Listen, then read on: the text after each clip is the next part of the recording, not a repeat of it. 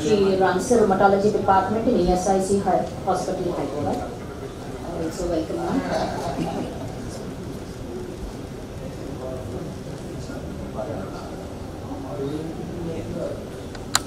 And the second chairperson for today's session is Dr. Atanu Pal. He is a consultant nephrologist and transplant physician. He is from Kolkata. Welcome, sir. So,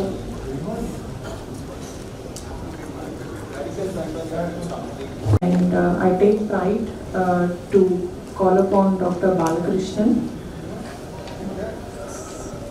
Dr. Praveen Patil from Pune to talk on Indian data on GCA, how to avoid overdiagnosis. Dr. Praveen Patil is a rheumatologist, director for Pune Rheumatology Center. And Dr. Praveen, please take over. I'll just try to save time. I know we're already running late. I would like to thank the organizers for inviting me to deliver this talk. I'm going to discuss about giant cell arteritis, and very few of us are here, so we can almost have an interactive session. How many of you seen GCA? Just raise your hand. Okay, great. At least we see. So the Western people believe that GCA is very uncommon in India. So we try to demystify that aspect. So can I start? Yeah. Okay. So we are going to discuss the Indian data on GCA and how to avoid overdiagnosis. Initially I was thinking I will be given a talk on how to diagnose it, because most of the time we are underdiagnosing it. That's the prevalent impression. But let's go ahead. It's not moving.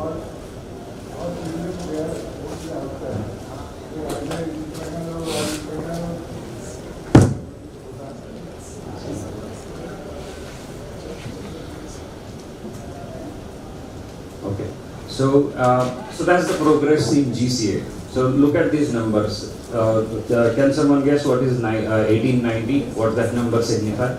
So that's the first description of GCA.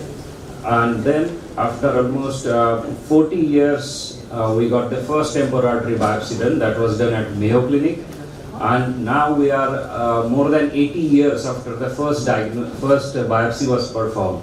And still there are so many unanswered questions about temporal artery biopsy. So 1990 was the ACR criteria, and just recently the new criteria has been updated. So 2022 criteria is for GCA, and I would like everyone to go and have a look at they have given a lot of importance to imaging, and that has been changing the picture of GCA. So Indian GCA, let's talk about the Indian GCA. We are going to answer 3 questions. So is Indian GCA different compared to Caucasian GCA? So the patient I seen back in the UK, their profile, was it different compared to the patient I am seeing here in India? What's the average delay in diagnosis in India? And is GCA less common among Indians, or is it we simply underdiagnosing? So these 3 things we'll try to answer in next few minutes. So let's define what is Caucasian GCA. So 4 things are crystal clear in the literature about the Caucasian GCA. Their mean age is 75. So most of the patients are above 80. Okay. Second thing, it is more, it is female predominant disease, as in it is 3 times more common in females than men. PMR is seen in almost half of the patients, and vision loss has reduced to less than 10%.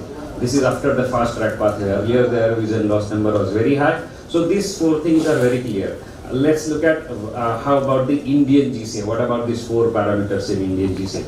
So we are going to discuss now Indian data in next few minutes.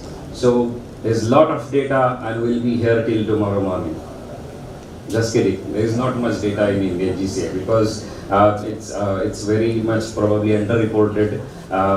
So if we talk about the vasculitis, we cannot go away without mentioning Dr. Mansharma. So this is his paper in 2015, and this is one of the important paper defining the profile of GCA patients in India. He's reported 17 patients from his center, and at the same time he's collected 55 patients data which was published as case report or case series. So total 72 patients. Here the mean age is 67, so almost 10 years our patients are younger compared to the Caucasians. Male to female ratio is almost 1:1, or it's slightly more common in male patients, and the delay in diagnosis is huge. 116 days is the mean delay in diagnosis. So there is a case series published from Mumbai. This is 2010 paper of 16 patients, and this is the only paper where the color Doppler ultrasound was used, and 6 out of 9 patients were positive for the halo sign. And this is early in 2010 they started using this. Then another series from South India, 15 patients, and in this paper they have defined the temporal artery biopsy length. So they got the length of 3 to 5 centimeter, and biopsy was performed within 48 hours of initiation of treatment. That's why they had 11 out of 13 patients being positive. So a small series from South India, another one here, I think Dr. Dharmanand was part, and they have highlighted that PEO can be the presenting feature of patients with GCA. A small series, just 4 patients from Northeast India, where they have mentioned that delay in diagnosis is mainly because alternative diagnosis getting entertained and lot of time get wasted over there.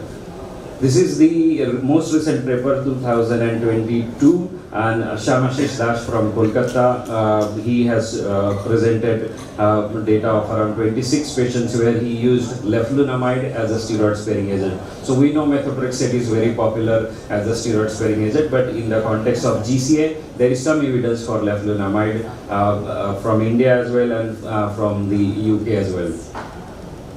So this is the Indian GCA, mean age is 67, and we know it is slightly more common in men, and the PMR is less, and delay in diagnosis is high, and visual impairment is in 33% patient. What about China?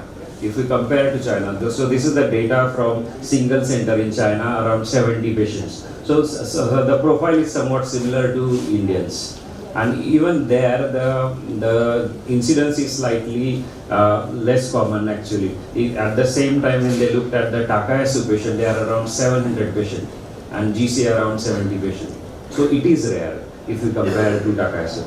And this is the UK data. So the average is 75. It's more common in females. PMR is seen in 50% patient.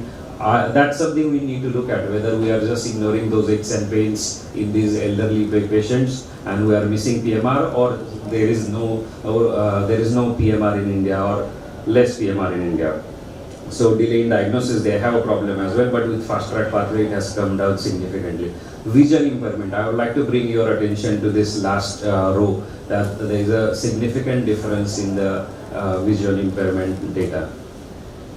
So is GCA really less common, or are we underdiagnosing it? So there are these 2 papers I'm going to talk about. One is from Leicester. Leicester is a place in the UK where 40% population is Asians. So pretty diverse and Asian dominant area, where they looked at it and they concluded that it is not common among Indians when they compared with other ethnicities. This author pointed out very interesting point here, that when you're looking at this data, you should look at the age of migration. So, for example, in multiple sclerosis, those who migrated before age of 15 had similar incidence to the local population. So their chance of getting multiple sclerosis is same. So environmental factor do play a role, where we think more about the genetic factor. Here they have pointed our attention to the environmental factor. Same case with the GCA between Hispanic and non-Hispanic population. Even African American, earlier data, it was showing it is rare in African American. Current data is showing there is increasing trend, because they have been living probably in that environment for a long time. So low index of suspicion for Indians. So whenever probably the Indian walks into the, say, in the casualty in the UK, they are not suspecting GCA because of the low prevalence. Is that the case? So this is the Moorfield Eye Hospital in London, where they looked at this aspect as well, and they concluded that that's not the case. They have requested temporal artery biopsy for even Asian patient presenting with GCA-like symptom. So this is the slide about the Indian GCA. So younger patients, so this is our profile of Indian GCA. Our patients are younger. It's a male dominant disease, lower incidence of PMR, there is a huge diagnostic delay and higher incidence of ophthalmic complications.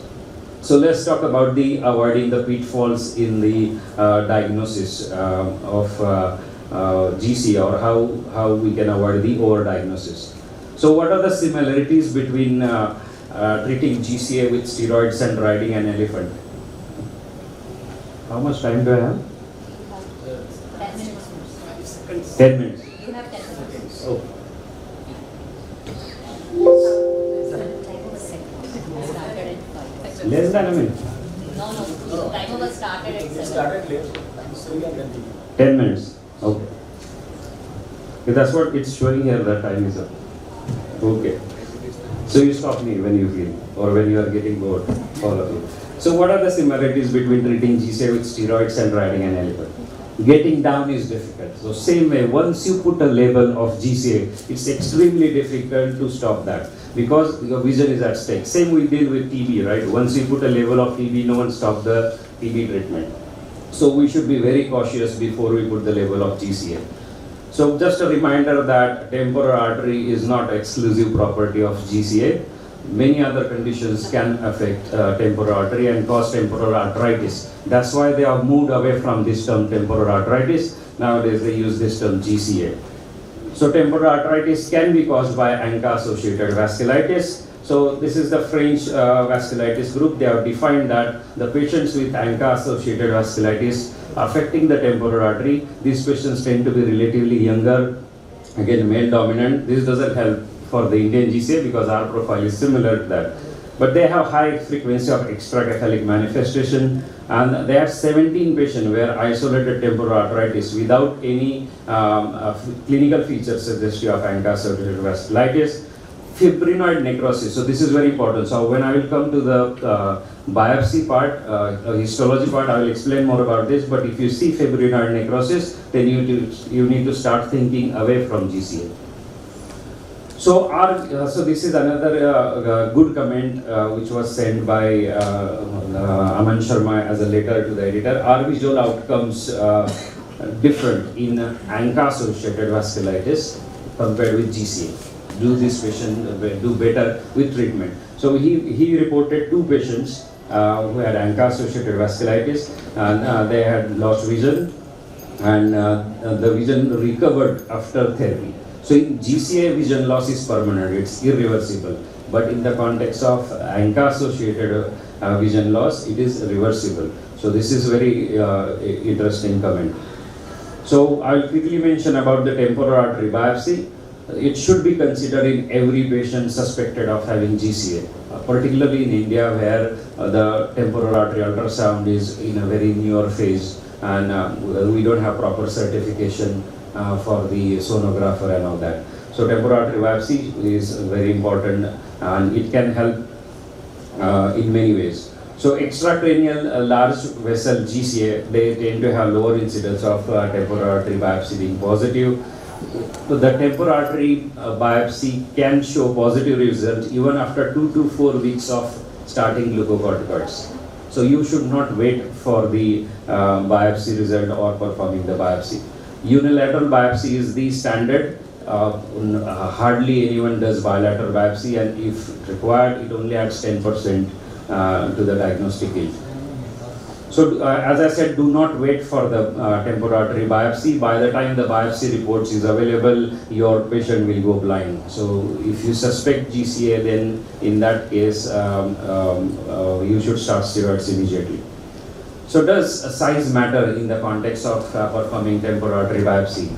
So we know about the steep lesion. So whenever you're looking at the negative temporal artery biopsy, think about they may have steep lesion. But another important one is called post-fixation shrinkage in the length. So the BSR guidelines say you need to have minimal 1 centimeter of the length, the biopsy length. However, if you need to take into account the fixation, after fixation, there will be a shrinkage around 10%. So ideally you should aim for 1.5 to 2 centimeter length. So the reference I have given you, they have published in Nature 2022 article where they said the impact of the length of the biopsy on sensitivity. If biopsy length is less than 1.5 centimeter, sensitivity goes down to 14%. If it is more than 1.5, then it goes to 52%. So it is very important you communicate with your vascular surgeon that perform the biopsy and aim for at least 1.5 centimeter. So histology, when it's not GCA. So when you're looking at the biopsy report, so one important thing to look at is the length of the biopsy. Second important thing to look at the what they have described. So fibrinoid necrosis. So that indicates alternative diagnosis like vasculitis. If they have mentioned a lot of neutrophils and eosinophils, then think again about the alternative diagnosis. Giant cell is not mandatory criteria. They are seen only in 50% of patients. False positive result can be seen in around 1.6% patients. So temporal artery biopsy is useful in excluding mimics. So see, if I give you this case, 64-year-old female with vision loss, bilateral AION and high ESR. What is the most likely diagnosis? It is GCA, right, unless proved otherwise. But they did the biopsy and they found that it was basically amyloidosis. So that's why doing the biopsy is important. So say you got a positive biopsy, can you be 100% sure? So if you look at the criteria, the 2022 criteria, they have mentioned that there is no single defining criteria for GCA on basis of histology. So even if you have a positive biopsy, sometime you can get alternative diagnosis. Like in this patient, the histology was consistent with the clinical impression of temporal arteritis. However, in couple of days, patient developed different types of symptoms and the ultimate diagnosis was the varicella zoster vasculitis. The changes they develop in the eye and the rash and all those things. So I will briefly mention about the ultrasound in temporal arteries. So it is a promising alternative to temporal artery biopsy. Specificity and sensitivity is good, but remember it can be positive even after 2 weeks of starting steroids. So same as temporal artery biopsy. So there is no big rush in starting that. However, I advise a word of caution to everyone who is new and doing the ultrasound. I'm one of the certified BSR tutor for ultrasound. I used to do ultrasound. It is a difficult skill to gain and it takes time. They have certification, like they have to perform at least 50 vascular ultrasound before you are certified to perform the temporal artery ultrasound officially. We don't have that certification. So what happens when you are new to this? Everything looks like hello. So like when you are walking with a hammer, everything looks like a nail. So false positive can be seen in up to 5% patients. This is when it is performed by a certified expert. So false positive reasons could be atherosclerosis, again vasculitis, PMR, amyloidosis. So there are these 3 GCA subset we all know about: the cranial GCA with large vessel involvement, and there could be isolated large vessel vasculitis. So the isolated large vessel vasculitis versus atherosclerosis can be determined with the help of PET scan. The PET scan shows that the uptake is lesser when in atherosclerosis. Another important one, if you ever get a chance, sit down with the radiologist and look at these images. The uptake is focal and patchy in terms of atherosclerosis. However, when it is the aortitis, say in the context of large vessel vasculitis, it is linear. Rest out. Okay, yeah, that I can do. So GCA versus Takayasu. So apart from age, distribution is another important factor. So AION and AION, arteritic and non-arteritic AION, this is the important one. Only one message, remember, your ophthalmologist cannot tell you confidently because there are a lot of overlapping feature in the eye. So again, in the context of that patient, you will have to decide whether this is arteritic AION or non-arteritic AION. Can ESR CRP be normal in GCA? And apart from ESR CRP, is there any marker which can be helpful? So yes, around 10% patients have normal ESR CRP. CRP is far better than the ESR, and platelet count is more reliable than ESR, both in ruling in and ruling out. So red flags for GCA, this is coming to last 2 slides. So you think about a non-GCA diagnosis. If patient has extracephalic manifestation, headache is persistent after steroids. So usually the GCA headache melts away with steroids. Early relapse, you started steroid but patient is having a relapse. Normal ESR, CRP and even the platelet count. TAB is showing fibrinoid necrosis, that is an important red flag, and of course if you see positive ANCA. So take home message. I'm sure you have so many things to take home from Indore, not my message, but still I will go on and mention these few things. So Indian GCA is different. Temporal artery biopsy should be considered in all patients. There is a higher incidence of ophthalmic complication, unacceptable delay, and watch out for the red flags I mentioned you. And thank you everyone. Thank you, sir. Not only for vasculitis, for various other rheumatological illness. Definitely on an individual case scenario basis, we need to treat them. And because of the time constraints, we can take one question.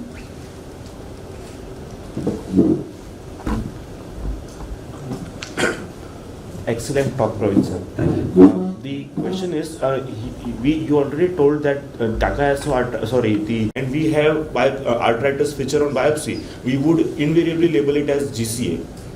That's a very interesting question. You're taking the whole agenda in completely different direction. So I'm here to promote GCA vasculitis, okay? But he's saying I'm underdiagnosing the ANCA vasculitis. So this is interesting. But the biopsy, as I said, biopsy should show the fibrinoid necrosis, right? So biopsy is the clue. That's why we should perform biopsy in every patient. Thank you. Thank you, Dr. Patil. Indian Advances in Prakash Arthritis 2022 update, and it will be discussed by Dr. Kavita Krishna from Pune. Can we have slides, please? Morning to all of you. So I have been assigned the topic Indian Advances in Takayasu Arthritis 2022 update. So under this, I'm going to discuss certain interesting papers from our home front. First, of course, is the 2022 ACR EULAR classification criteria for TAG. Then a good review article with the Asian Pacific perspective. There's some exciting news from the basic research lobby also. And there's a good chapter in a book on therapeutics, a crisp editorial, and of course, certain case reports.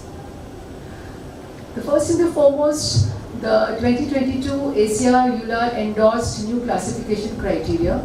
This article outlines the development and validation of the new classification criteria for TAG.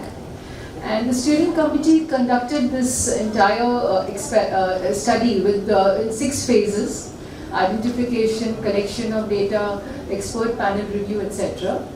And we had very good results. The development data set was consisting of 316 cases of TAG, 323 comparators, and the validation data set had additional 146 cases and 127 comparators.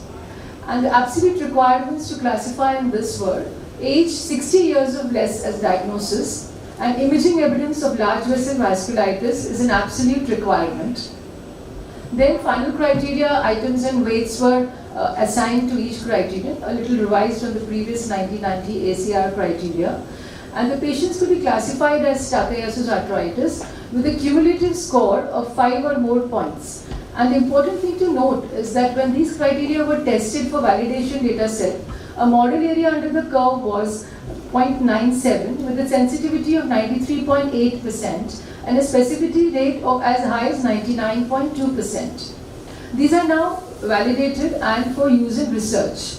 As you can see in this slide, the main criteria absolute requirement 60 years or less at the time of diagnosis, evidence of vasculitis on imaging, and the sex, angina, arm claudication, vasculitic bruit, reduced pulse in upper extremity, carotid artery imaging abnormality, pressure differences are important, and the weightage is given here.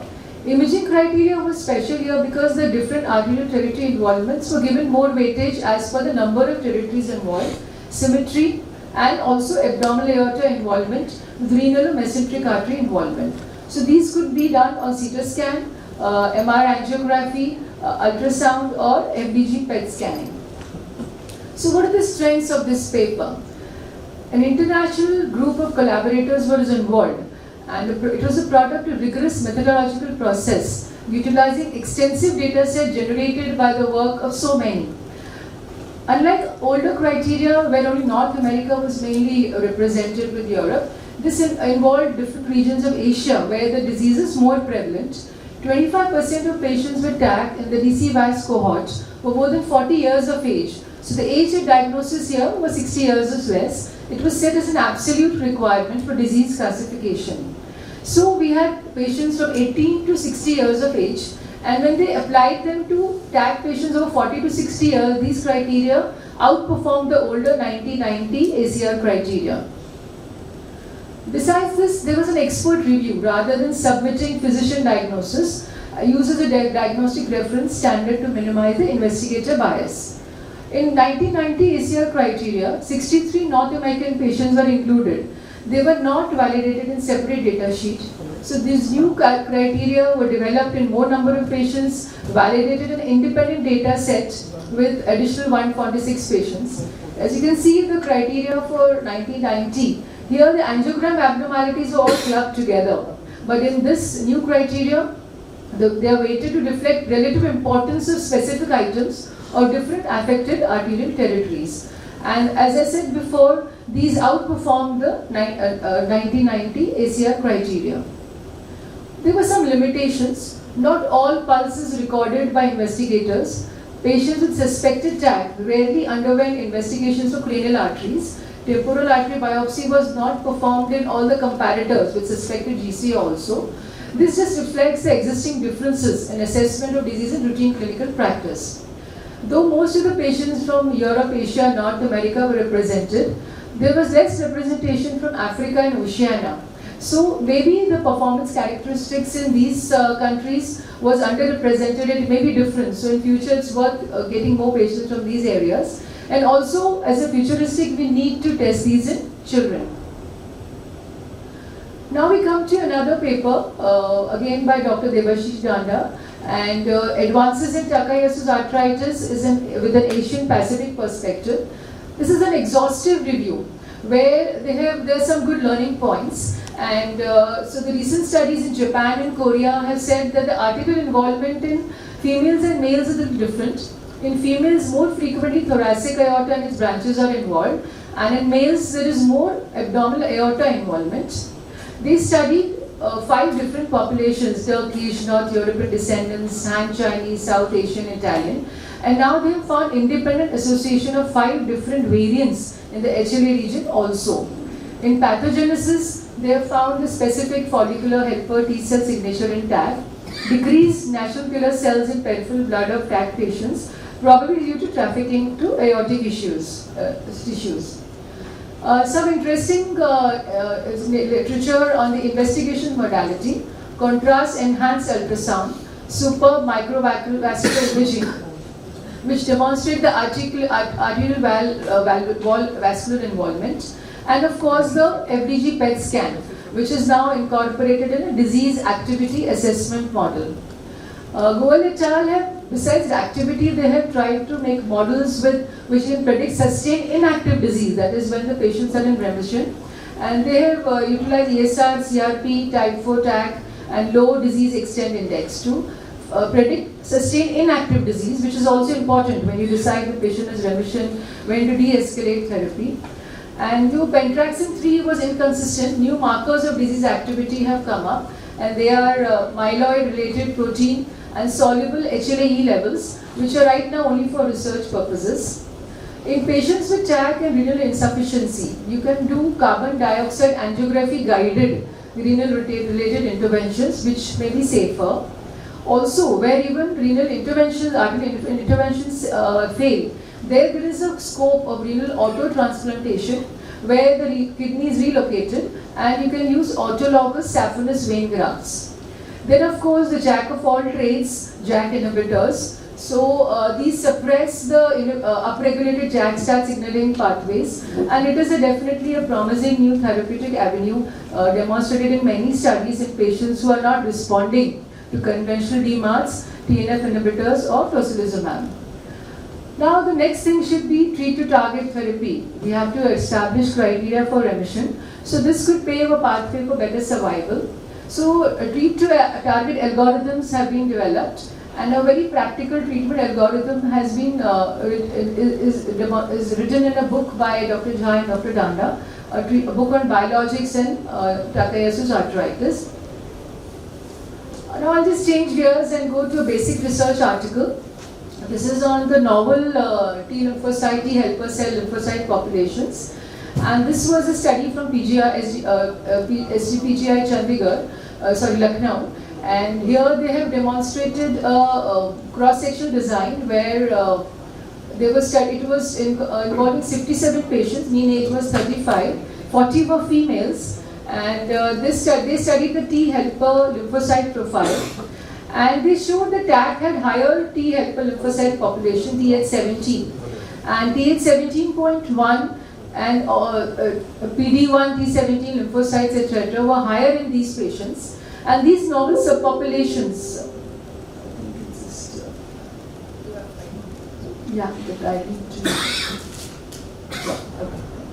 So TH17 lymphocytes are associated with active TAC. And in vitro, what's interesting here is the in vitro experiments suggest promise for further evaluation of a combination of immunosuppressive tacrolimus and the anti-fibrotic tadalafil. Both the drugs are easily available, so they have a future role for clinical trials in TAC.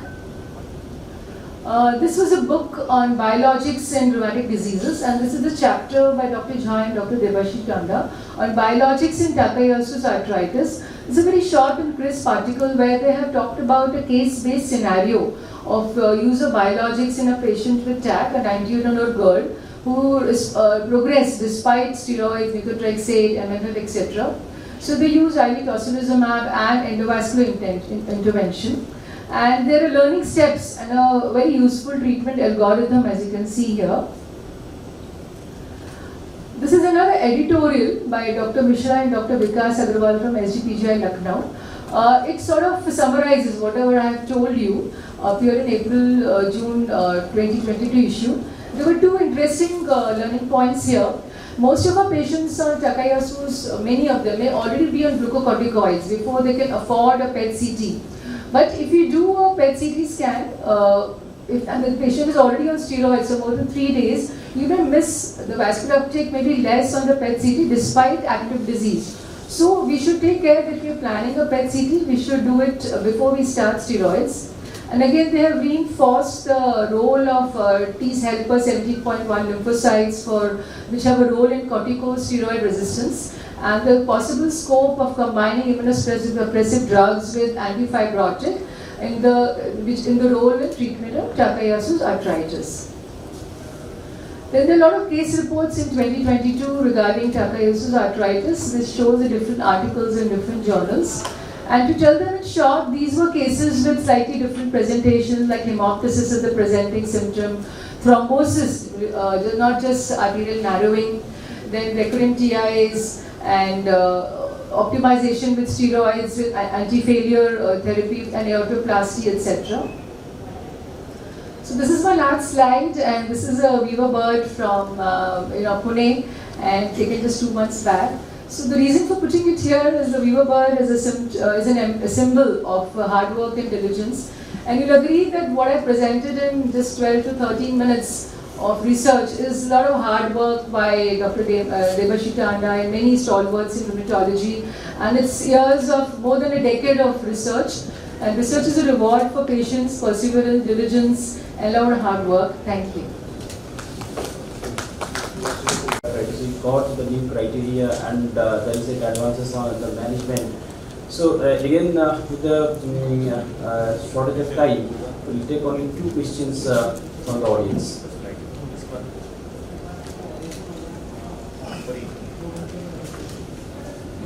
So if there is no question, then we can. We haven't seen much of Takayasu's pediatric patients. We have just 1 or 2. So the protocol remains almost the same. We have many questions to many of the and they will respond. Though I think tocilizumab is more, the trials are failing to show that it's superior to the other medications, but observer-based and individual, I think it shows good results. And at least for 3 to 6 months, once they are on tocilizumab, many of them will respond. A lot of data for pediatric Takayasu is still awaited. We are going to compile. Thank you, ma'am. Because recently we have seen 2 cases of pediatric Takayasu where heart failure is a primary presentation. As a workup for heart failure, it was turned out to be a Takayasu arteritis. And the second case is a very little girl of 6 years with an intestinal involvement, intestinal vessel involvement, which is also rarely described in Takayasu arteritis. Yeah, mesenteric involvement treatment can be quite challenging. Whereas renal you can do iotoplasty. Thank you.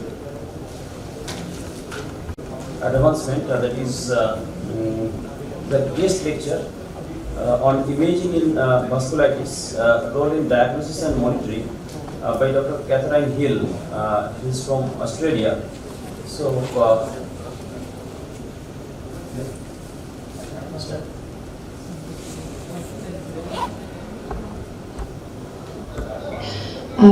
Firstly, I'd like to thank the organisers for inviting me to talk today on imaging of vasculitis. In particular, I'd like to thank Professor Debashir Stander for inviting me. I'm sorry I can't be there in person, as I was in 2019 for what was a really enlightening and enjoyable meeting, so I'm sorry to miss it. I'd also like to say that I meet today on the traditional lands of the Kaurna people of the Adelaide Plains and pay respect to elders past, present and emerging. These are my disclosures. Today's talk, I'm going to talk about the utility of imaging vasculitis, some information about classification of vasculitis, imaging in GPA, PAN and large vessel vasculitis. Dr. Catherine is online. If any questions, we can proceed further.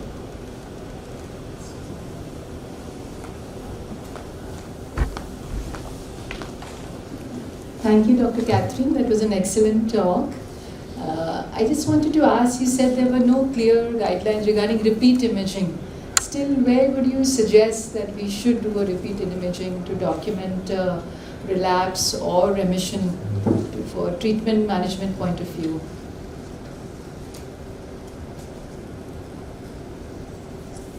Thank you. Firstly, I'd like to apologise because I realised that in the screen it came up as presenter's view, not as the full screen. So if anyone would like my slides after, I'm very happy to share them.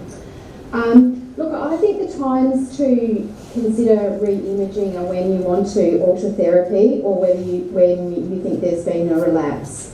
So if you've got someone who's been in a stable disease and you're thinking about de-escalating therapy, I think that's a good time to consider re-imaging. Or if there are any signs of increased disease activity, then that's another good time to consider imaging. Again, I'm really looking forward to the next few years in this area because I think we're going to see some big advances in imaging and vasculitis actually as the technology improves. Yeah. Thank you. Thank